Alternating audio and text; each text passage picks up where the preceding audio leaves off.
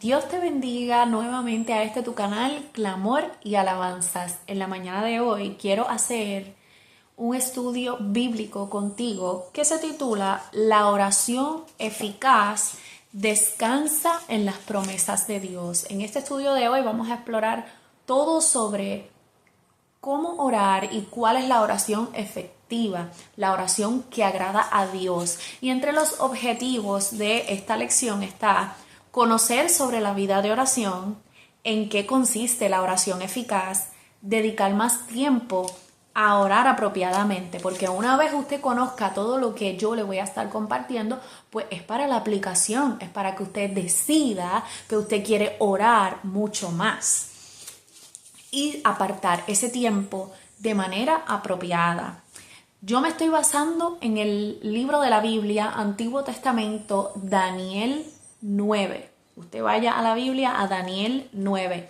Y en ese pensamiento central tenemos que la eficacia de nuestra oración depende de la comunión, de esa búsqueda, de esa cercanía que tengamos con Dios.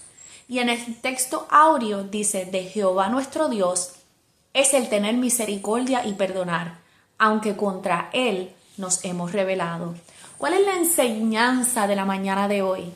La enseñanza es que si queremos que el Señor nos responda a nuestra petición, a nuestra oración, debemos acercarnos a Él con una actitud humilde, como lo hizo el profeta Daniel.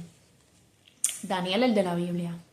En la introducción yo te puedo decir que si tú estudias el libro de Daniel, en los capítulos anteriores, tú vas a ver cómo el Señor le daba mensajes para el pueblo, mensajes que eran importantes porque detallaban unos momentos históricos, unos sucesos que se fueron cumpliendo al pie de la letra. Le dio profecías, le dio visiones a Daniel con objetos y animales. En el capítulo 9, la visión que le da luego es con números, pero esto es la respuesta de Dios a esa oración. No quiero que te enfoques en la visión de los números que le da Daniel, sino más bien enfócate en cómo Daniel oraba, en cómo él se destacaba en esto de la oración. Porque si podemos reconocer algo de este personaje bíblico es que oraba. Era un hombre muy famoso. ¿Por qué? Oraba, porque hacía oración. Todo el mundo decía, sí, es ese, el que ora 3 veces al día, Daniel. Así que nos vamos a enfocar en la oración. Daniel sobresale en la oración. Y no veas la oración como una técnica, sino la oración como algo necesario para saciar tu alma, como algo necesario. Aleluya, él era un hombre de oración, no solo oraba en momentos de crisis, sino que él oraba en todo momento para saciar esas necesidades de su alma en oración.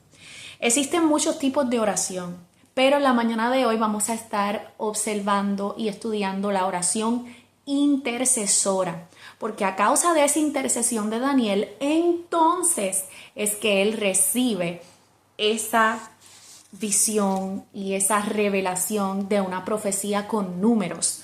Pero esto se da a causa del tipo de oración de la intercesión, la oración intercesora.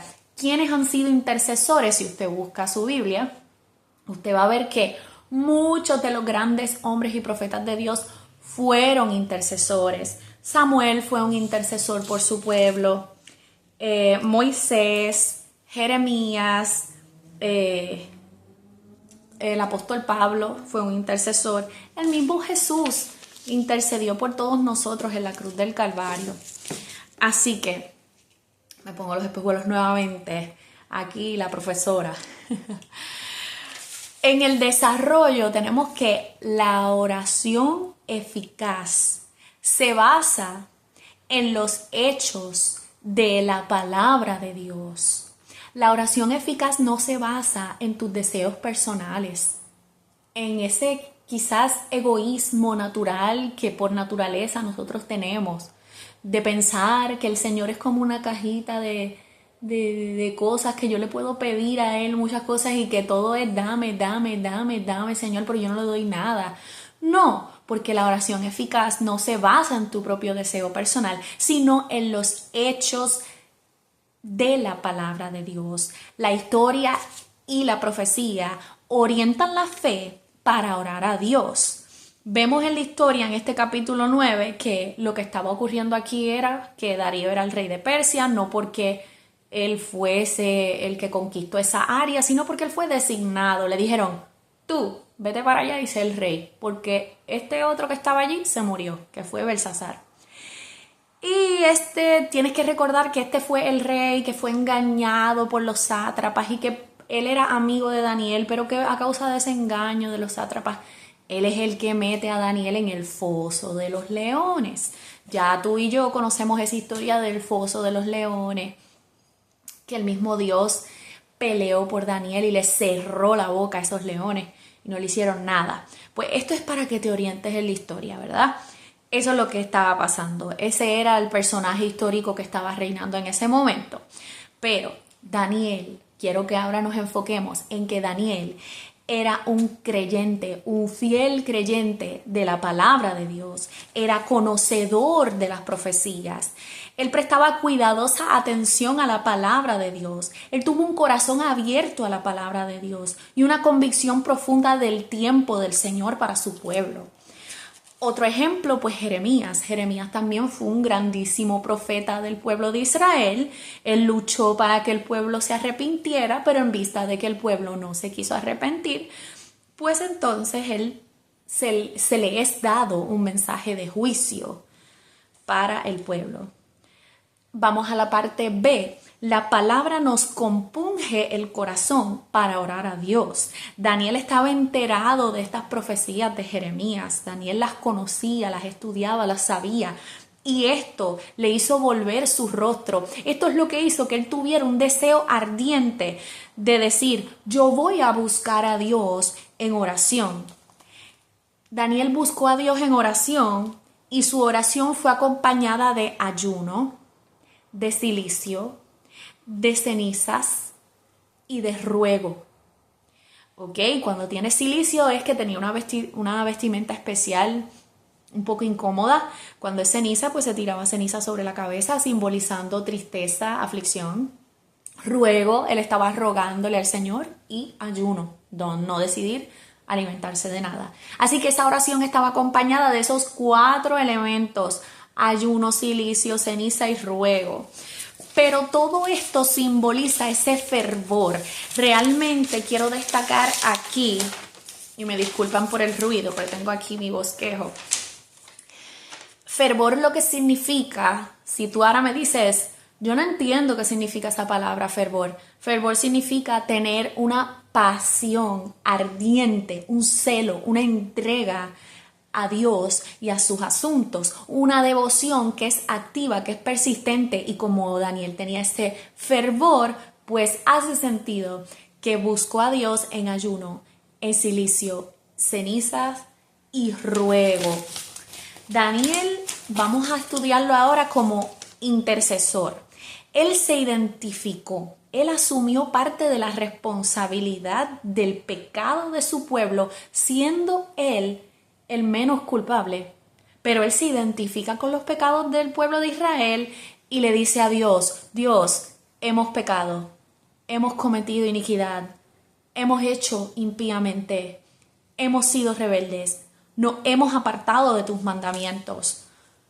Y nosotros también podemos pensar a veces que estamos muy por encima de la gente que no es salva o de pecadores, y no nos identificamos con ellos, y se nos olvida que en otro tiempo tú y yo estuvimos muertos en nuestros delitos y pecados, como lo dice el apóstol Pablo. Así que lo que tenemos que hacer para que nuestra oración sea eficaz, como hace Daniel, él se identifica, siente como esta necesidad, ¿no? Él reconoce que hay una justicia de Dios y él contrasta esa justicia de Dios versus o con la confesión, con la confusión de rostro. Justicia de Dios versus confusión de rostro del pueblo, ¿verdad? Daniel conoce cuál es la justicia de Dios, conoce lo que las consecuencias del pecado, conoce lo que le va a pasar al pueblo, porque ya Jeremías lo dijo, versus la confusión de rostro del pueblo, que el pueblo está avergonzado de haberse alejado de Dios, que muchos de ese pueblo están alejados y no quieren acercarse tampoco al Señor y quieren seguir en su pecado. Así que él contrasta estas dos cosas y él enumera las causas de por qué este pueblo ha llegado a esta ruina moral y espiritual. Así que, ¿qué te enseña esto? Te enseña que para tocar el corazón de Dios debemos de, número 1, reconocer que somos pecadores, reconocer el pecado, reconocer, confesar nuestras faltas delante de Dios y dejar de pecar. Si tú quieres mover el corazón de Dios, esas 3 cosas es lo que tienes que hacer: reconocer, confesar y dejar tu pecado. Parte 2 de nuestro estudio de hoy. La oración eficaz busca la misericordia y el perdón de Dios, no como muchas personas que oran y dicen: manda fuego, Señor, destrúyelos, mira, arráncale a esa gente el cuello. Así no se ora. Perdóname, así no se ora. Se ora buscando la misericordia y el perdón de Dios, porque la misericordia y el perdón de Dios son cosas que debemos de buscar de Dios en oración para que nuestra oración sea eficaz.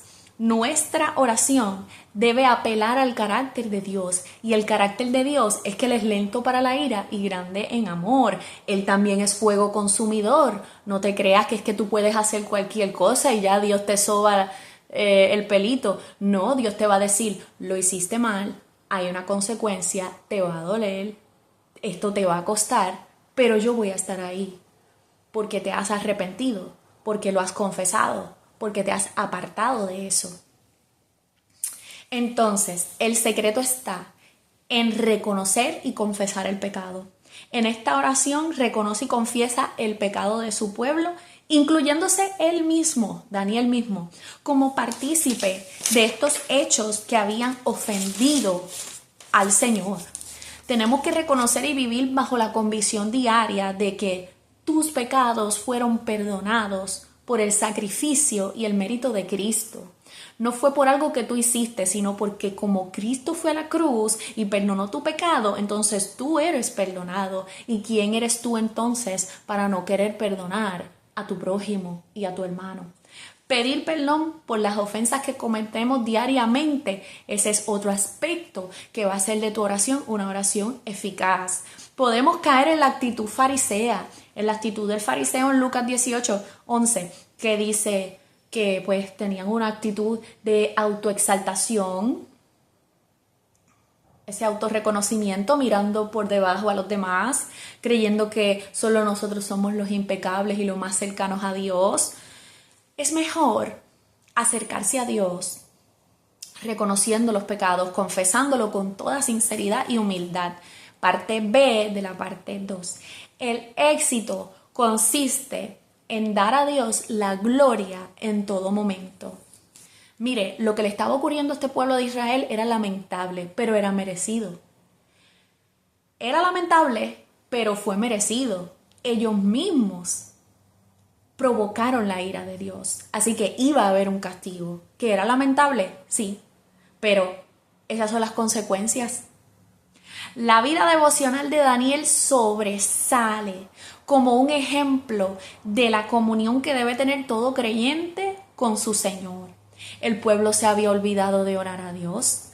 Cuando ya tú tienes una falta de deseo de orar, de comunicarte con Dios, algo está pasando. ¿Ve? Y esa falta de deseo de comunicación con el Señor era lo que le estaba pasando también a este pueblo. Y Daniel decía en intercesión por el pueblo, decía: no hemos implorado el favor de Jehová para convertirnos de nuestras maldades y entender tu verdad.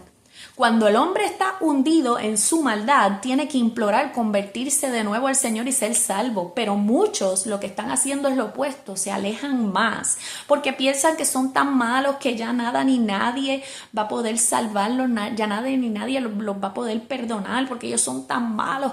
Pero la Biblia enseña que cuando sobreabundó el pecado, sobreabundó la gracia.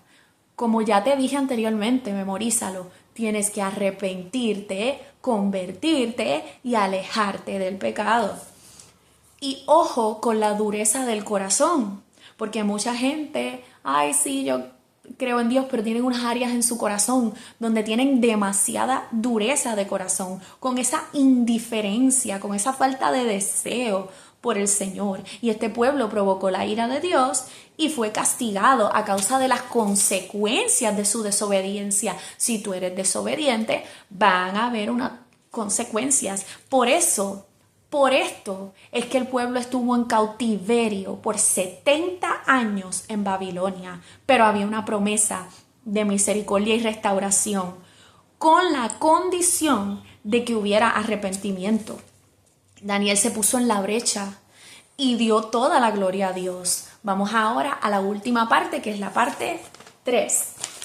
En la parte 3 dice, la oración eficaz se somete a los propósitos de Dios. Para que la oración sea efectiva, número 1, apela a los intereses y hechos de Dios. 2, nos sometemos a la voluntad y propósitos de Dios. 3, presentamos la petición de liberación. Pero mira esto qué interesante, yo le puse, ojo, cuando Daniel presenta su petición, él hace mención de un hecho histórico donde se enaltece y se glorifica el poder de Dios. Él le dice, ahora pues Dios nuestro que sacaste a tu pueblo de la tierra de Egipto con mano poderosa y te hiciste renombre, lo cual lo tienes hoy. En palabras sencillas es como diciendo, si tú sacaste a este pueblo de Egipto, ¿cómo no lo vas a poder sacar de Babilonia? Cuando pasamos por situaciones difíciles, pensamos que quizá ni Dios mismo nos pueda sacar de esa angustia o tribulación en que nos encontramos. Los problemas y necesidades pueden golpear a nuestra puerta tan fuertemente que no podemos entender qué propósito puede tener Dios al permitirnos pasar por toda esta situación difícil. Pero tenemos muchos ejemplos, ¿verdad? Uno de ellos, el más famoso, Job. Pero Job se postró en tierra y adoró. Ojo, cuidado con el desánimo, que es un arma de Satanás para debilitar tu fe. Ojo, cuidado con no creer que la oración tenga el poder suficiente para abrirte puertas eternas de poder y bendición de Dios. Gloria al Señor. Por eso es que en Isaías 35:3 dice, fortaleced las manos cansadas, afirmad las rodillas endebles. Endebles significa fortalece esas rodillas débiles, flojas y cansadas. Dile a tu corazón desanimado, esforzaos, no temáis, he aquí vuestro Dios viene con retribución, con pago. Dios mismo vendrá y os salvará. Miren qué maravillosa profecía, ¿verdad? Ellos cargaban no una profecía, sino una promesa, perdónenme. Esta parte de Isaías 35, fortalecer las manos cansadas y afirmar las rodillas endebles, esforzaos, no temáis, aquí viene Dios con retribución, con pago, vendrá, los salvará. Esto era una promesa de Dios, promesa de Dios. La oración eficaz también tiene sumisión. ¿Qué es más importante? ¿Que Dios te quite la aflicción o que tú aprendas la lección que Él te quiere enseñar a través del sufrimiento?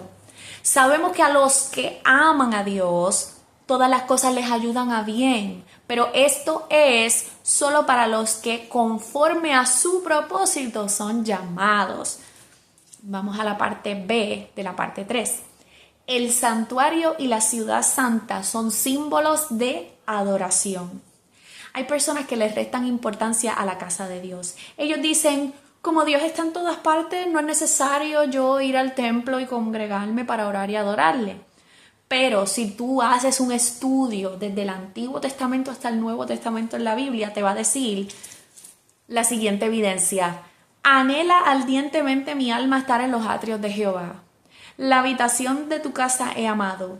Una cosa buscaré, que esté yo en la casa de Jehová todos los días de mi vida, para contemplar la hermosura de Jehová y para hacer inquirir en su santo templo. Yo me alegré con los que me decían, a la casa de Jehová iremos. Y en el Nuevo Testamento ya se te ordena y dice, miren, apóstol Pablo te dice, no dejes de congregarte como algunos tienen por costumbre, uso y costumbre.